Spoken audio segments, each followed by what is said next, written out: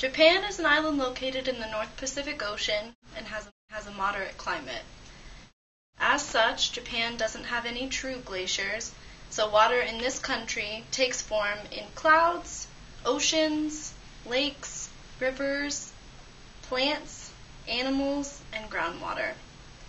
Water moves along these phases through evaporation, condensation, both in the form of rain and snow, and consumption and excretion by plants and animals. The oceanic water is held in the North Pacific Ocean. Common organisms include humans, as well as the Asiatic black bear, or the Japanese bear, as well as the Japanese maple tree. The animals drink, transport, and excrete this water, while the trees and other plants absorb the water from the soil and then let it transpire along their leaves. Groundwater sources are plentiful, but often polluted, and the soil and clouds also hold water until it either condenses, is absorbed by a plant. All right, so now we're going to talk about water use in Japan. Japan is one of the largest consumers of water per capita, per person. The average daily use is 375 liters. That makes them number 4 in the entire world, compared to the United States, where we here use 575. So significantly less, but still, it's a lot of water to be using per person.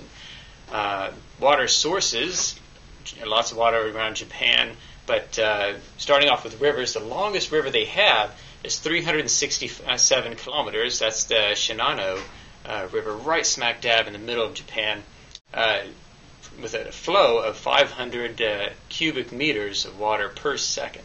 It's a lot of water. 2 big lakes in Japan. They have Lake Biwa, which is by far the largest lake, with an area of 674 square kilometers. And then there's Lake Kasimagua, which is a little smaller, 220 square kilometers. Each of those has about 1 million people living around it. So again, you have that proximity to water where people tend to live.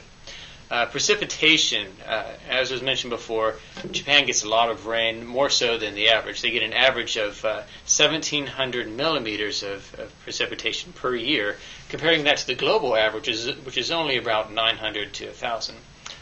Surface water in streams, which is what gets replenished by all this precipitation, accounts for about 70% of all drinking water in Japan. So how do they use their water specifically? Well, let's break it down. Domestic use. Toilets, 28%. You don't really think about it, but that is where most of the water goes. Right under that is baths, 24% of water use.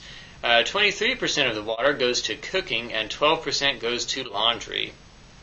Finally, ending up with agricultural uses for water. 90% of all water used for agriculture in Japan goes for rice paddy use. So again, you really see where most of their resources are invested. On March 11, 2012, Japan experienced one of the worst natural disasters of our time. An earthquake just off the coast of Japan triggered a devastating tsunami that left as many as 20,000 people dead and even more without food, water, or shelter. It also damaged nuclear power stations, allowing deadly toxins to be released into the environment, as well as leaking radiation into Tokyo's water supply. Although Japan has extensive knowledge of earthquakes and tsunamis, as well as strict building codes and evacuation plans, Vasily Titov, the director of the National Oceanic and Atmospheric Administration Center for Tsunami Research, said that the coastal areas closest to the center of the earthquake probably only had about 15 to 30 minutes before the first wave of the tsunami struck. In Japan, the public is among the best educated in the world about earthquakes and tsunamis, Titov said, but it is still just not enough time.